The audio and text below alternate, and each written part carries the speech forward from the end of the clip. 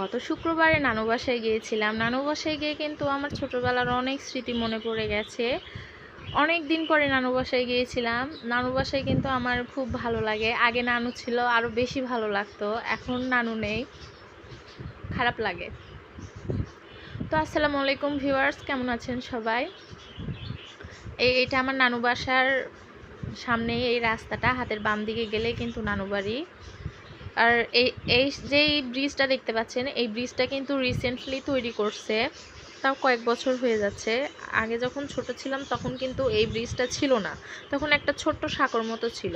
আর বর্ষাকালে সেই সাঁকোর ওপর দিয়ে কিন্তু ভরে যেত রাস্তা পুরো। এগুলো যেই জমিগুলো দেখতে পাচ্ছেন, এগুলো কিন্তু ভরে ওপর দিয়ে পানি উঠতো। তখন কিন্তু আমি আমার খালাতো দুই ভাইয়ের সঙ্গে এখানে আসতাম। আমার ভাইয়ারা এই ছোট্ট সাঁকো থেকে কিন্তু লাফ দিয়ে পানির মধ্যে লাফ দিয়ে গোসল করত। যেহেতু আমি সাঁতার পারি না, তার জন্য কিন্তু আমি শুধু দাঁড়িয়ে ভাইয়াদের গোসল করা দেখেই মজা নিতাম। সাঁতার পারি না, এর মধ্যে নামার সাহস ছিল না। ভাইয়ারা গোসল করতো, সেটা দেখেই আনন্দ নিতাম। আর সামনে যে জালটা দেখতে পাচ্ছেন, এই জালের নাম আমার মনে নাই। ওই হলো বাঁশঝাড়ের নিচে আমার বড় খালু এই রকম জাল ফেলতো। সেই জালে আমরা কিন্তু যখন নানু বাসায় আসতাম, আমি আর আমার আপু থাকতো।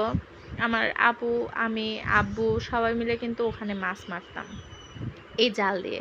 তো অনেক স্মৃতি, সব কিছু এখন স্মৃতি। আমরা বড় হয়ে গিয়েছি, আমাদেরও বাচ্চা কাচ্চা হয়ে গিয়েছে, এখন আমাদের সব কিছুই স্মৃতি। তাও মাঝে মাঝে আসতে পারি, এটাই অনেক। আল্লাহ হাফেজ।